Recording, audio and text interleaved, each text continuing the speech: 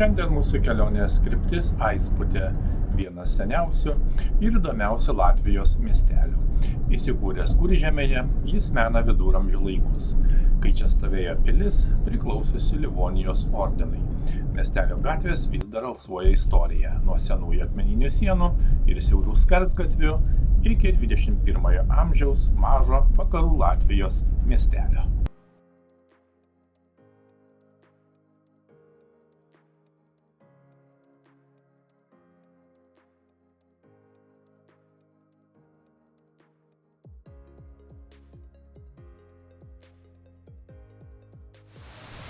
Taip, šiandien yra puikus rugsėjo sekmadienis ir mes lankomės Aisputėje, nedidelėme Latvijos miestelėje, kuris iš esmės žinomas nuo 9 amžiaus, kada čia kuršiai buvo pastatę pilį, medinę pilį, vėliau ta pilis buvo sugriauta ir pagaliau 13 amžiuje Livonijos ordinas pastatė akmeninę mūrinę galingą pilį tvirtovę. Iki šių dienų pilis beveik neišliko, iš esmės likę tik tai pilies griuvėsiai.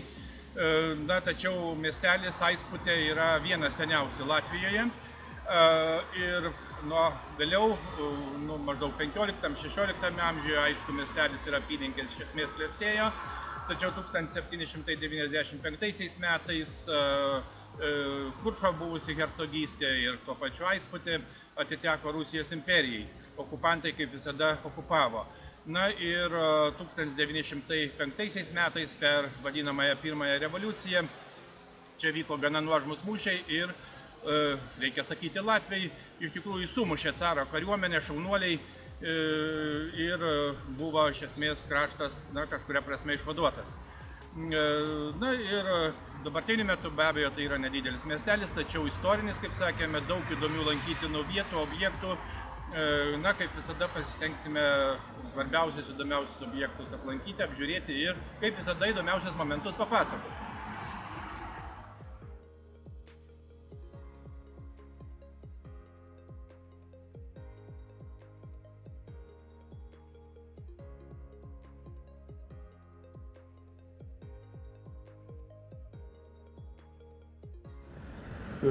Aisputė, seniau vadinta Ošputė, tikrai nedidelis miestelis Latvijoje, būtent pietų Kuršo savivaldybėje. Čia gyvena kiek daugiau nei 4000 gyventojų. Tai vienas seniausių miestų Latvijoje, kaip jau minėjome, tačiau turintis išties turtingą istoriją. 13 amžiuje miestą užvaldė Livonijos ordinas, ir maždaug 1248 ar 49 metais pastatė mūrinę pilį. 1378 Aisputė gavo miesto teises.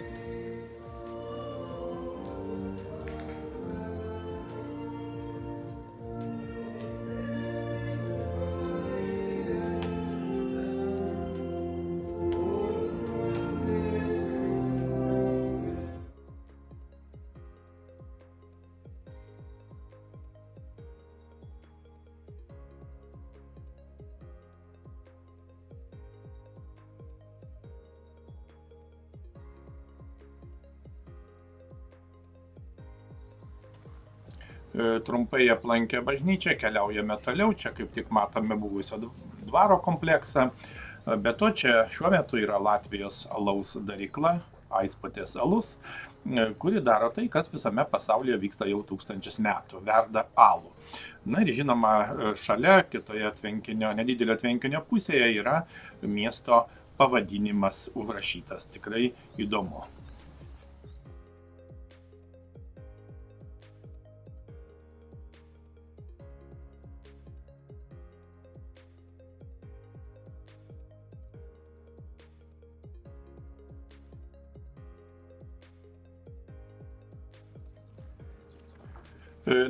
Miestelėje tikrai yra senų medinių pastatų, pastatytų XIX amžiuje. Jie, žinoma, yra Europos kultūros paveldo dalis. Ir einant gatvėmis matosi pastatai su ryškiais grafičiais, kurie suteikia miestui išties ypatingos atmosferos. Taip pat Aisputės centre yra net 27 metrų vandens bokštas, Dabartiniu metu jis nenaudojamas pagal paskirtį, tačiau viršuje įrengta apžvalgos aikštelė, iš kurios matosi visas miesto centras. Kadangi sekmadienį bokštas uždarytas, mums nepavyko jo aplankyti, bet tikimės, kad tai padarysime kitą kartą.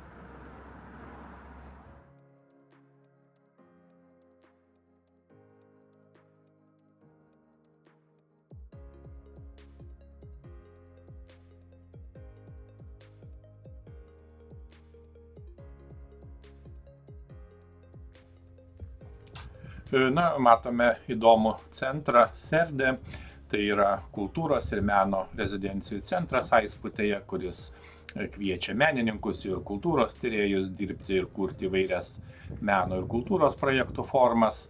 Ši rezidencija siūlo darbo erdves, įrangą ir galimybę rengti parodas bei eksperimentus, dalyvaujant žinoma vietos bendruomenėje ir tyriant senąsias tradicijas bei aplinką. Tai tikrai įdomus kultūrinis centras, stiprinantis meno ir paveldo saugojimą bei kūrybiškumą.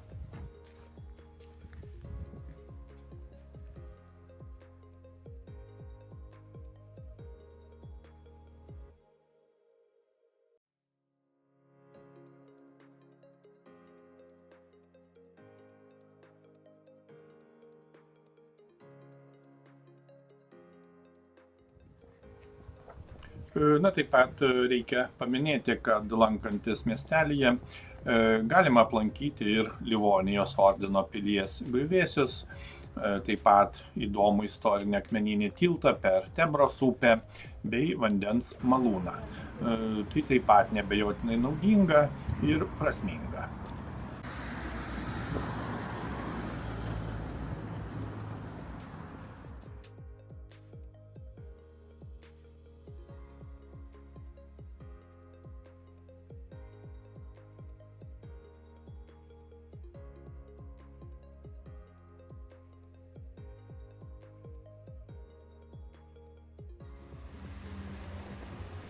Aisputėje taip pat yra 7-osios dienos adventistų bažnyčia, pamaldos čia vyksta šeštadieniais.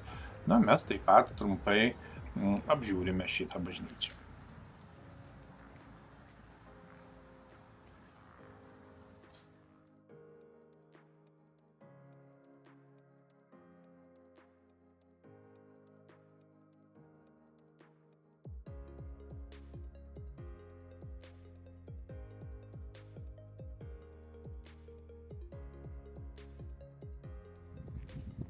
Matome taip pat Lindenbergo kartono fabriko pastatą. Tai tipinės XIX amžiaus pabaigos gamybinės patalpos. Patalpose išlikęs autentiškas sovietinio postmodernizmo interjeras. Užsiregistravus taip pat galima apsilankyti ir apžiūrėti.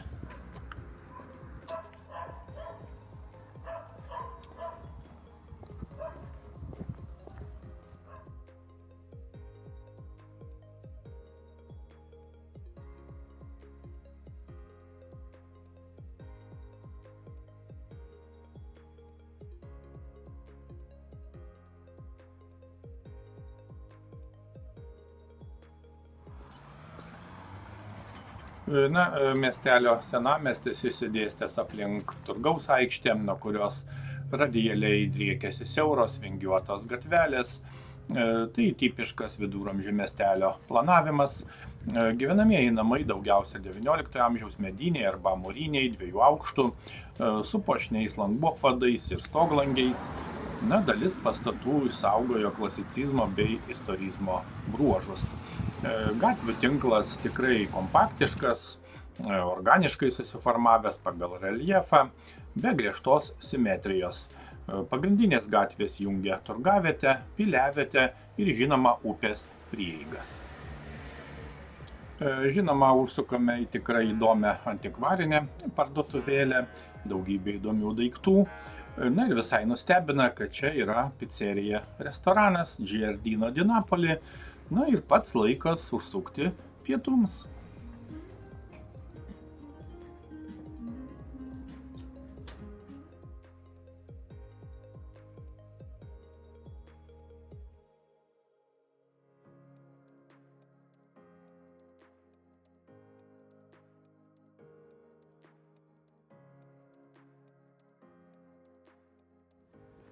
Aisputė yra įsikūrusi Kuržemėje, kaip jau minėjome, Latvijos vakarinėje dalyje prie Tebros upės, kuri miestelį jungia su plačiuoju Ventos upės baseinu.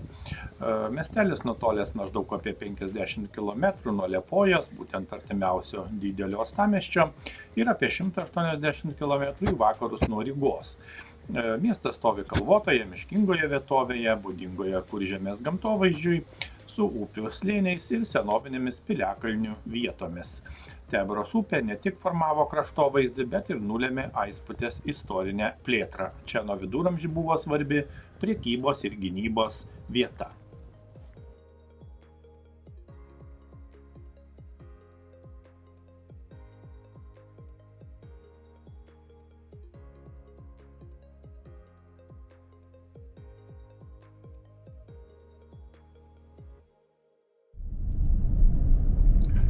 Dar kartą pravažiuojame tiltu per Tebros upę. Reikia pasakyti, kad Tebros upė yra maždaug 70 km ilgio upė pietų Kuršos savivaldybėje. Upė teka, žinoma, ir pro Aisputę. Upėje yra suformuotas vandens tvenkinys, vadinamas Zirnavdikiu arba Malūno tvenkiniu. Tebros upė buvo svarbi transporto arterija, per kurią buvo plukdomos prekės ir mediena. Tebros upė taip pat kerta akmeninis senas tiltas, kuris yra istorinė miesto vieta, būtent šalia Livonijos ordino pilies griuvėsių ir vandens malūno. Šis tiltas yra viena iš turistų lankomų vietų. Važiuojame toliau ir būtinai aplankysime ir katalikų bažnyčią, būtent Aisputės Kristaus Karaliaus katalikų bažnyčia. Taip pat yra svarbus miestelio sakralinis objektas, liudijantis vietos katalikų bendruomenės istoriją ir žinoma atkaklumą.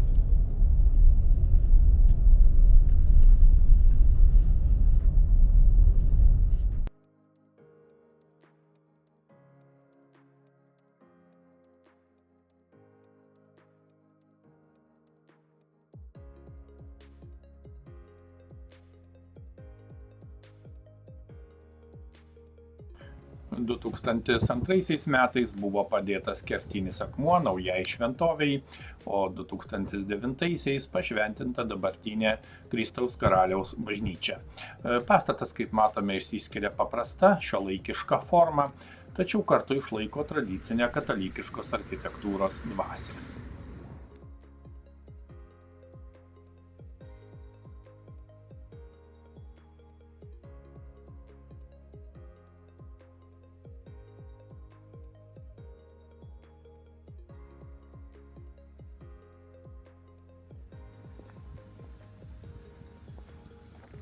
Taip pat reikia pasakyti, kad miestelyje yra ir baptistų religinė bendruomenė. Tai viena seniausių Latvijoje veikiančių baptistų bendruomenių, įkurta dar 1869 metais. Kitaip sakant, mažas miestelis, tačiau itin didelė įvairovė.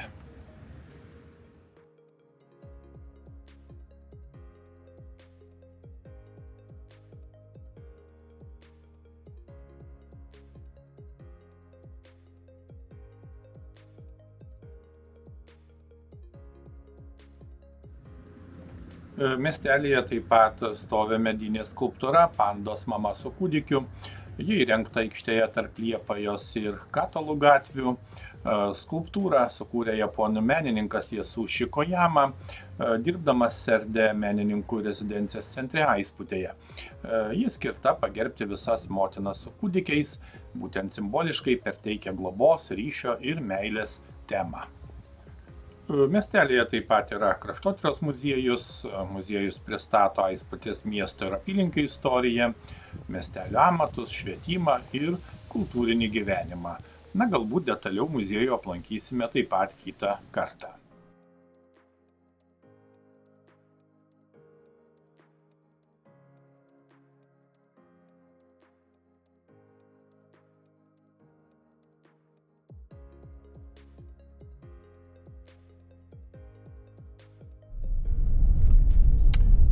Aisputė tikrai palieka įspūdį tarsi kelionė laiku.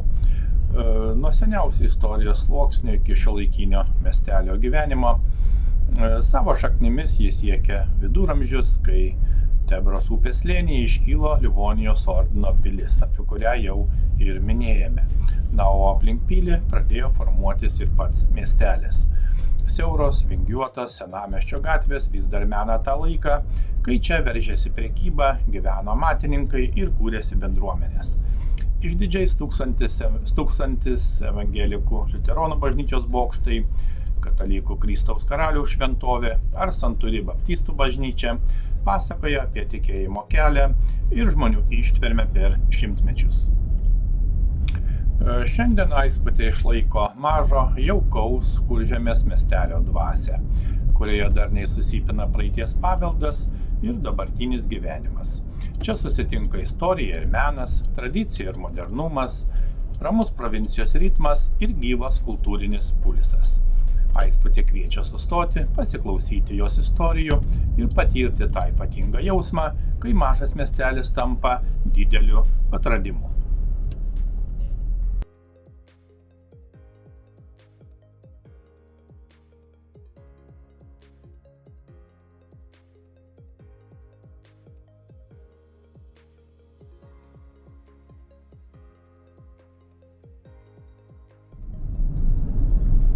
Laikas pralėkė itin greitai ir jau laikas keliauti atgal. Kaip visuomet, ne viską pavyko pamatyti, ne viską patirti. Ir tai turbūt neįmanoma. Tačiau galima drąsiai sakyti, kad Aisputė tai vieta, kur iš praeities pasisėmė stiprybės, iš dabarties ramybės, o iš kultūros įkvėpimo. Iki kitų smagių kelionių.